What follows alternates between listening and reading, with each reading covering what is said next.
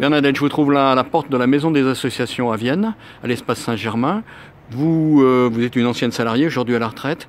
Vous suivez un peu le mouvement des Gilets jaunes. Ça fait 3 mois que ça a débuté le mouvement ici à Vienne, comme d'ailleurs en France. Comment est-ce que vous voyez, comment ça se passe?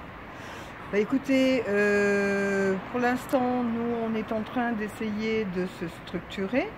Nous travaillons beaucoup en atelier pour faire évoluer les choses. Nous avons participé à de nombreux débats citoyens dans le cadre du grand débat.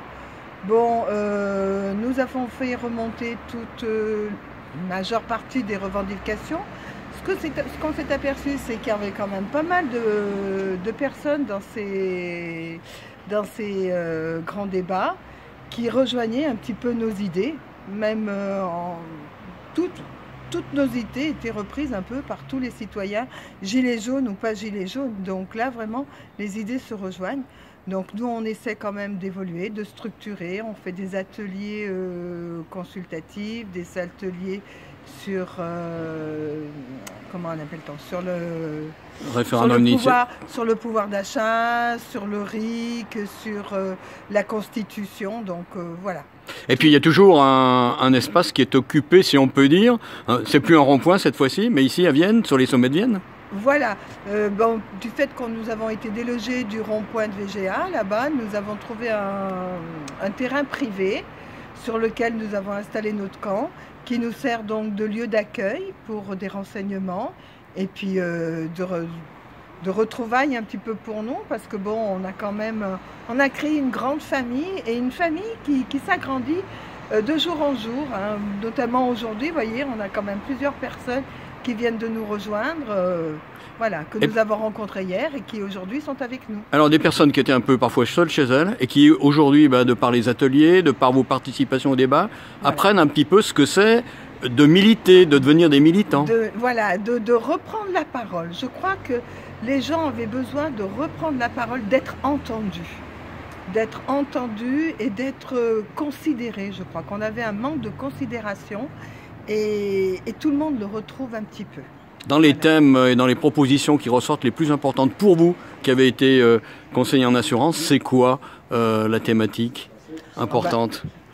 C'est surtout le pouvoir d'achat. On retrouve aussi beaucoup de problèmes de gestion. Voilà.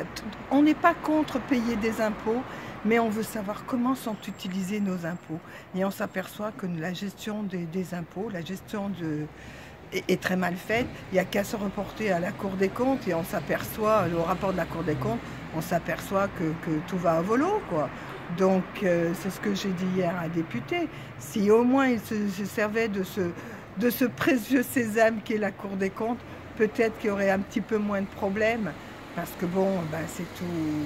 Non, la France est mal gérée, point final. Je crois qu'il n'y a pas d'autre terme. Ultime question pour avoir justement débattu, fait des propositions, vous continuez à réfléchir. Elle remonte, vous nous l'avez dit, hier il y avait un débat avec une députée. Vous attendez quoi en conclusion de tout ça? Est-ce que ça peut changer? Est-ce que vous y croyez? Je n'y crois pas du tout. Alors pourquoi justement continuer? Parce que bon, il faut quand même se faire entendre. Mais je pense pas que ça... Je crois qu'on est en train de gagner beaucoup de temps. On décrédibilise de plus en plus les gilets jaunes et l'action des gilets jaunes. Et je crois que ces grands débats, c'est pour vraiment gagner du temps. C'est un petit peu de l'enfumage. Et on attend, je crois que les législatives, c'est pour gagner du temps. Enfin, les législatives, les élections européennes, vous voulez dire? Pardon, les européennes, oui. Les européennes, excusez-moi.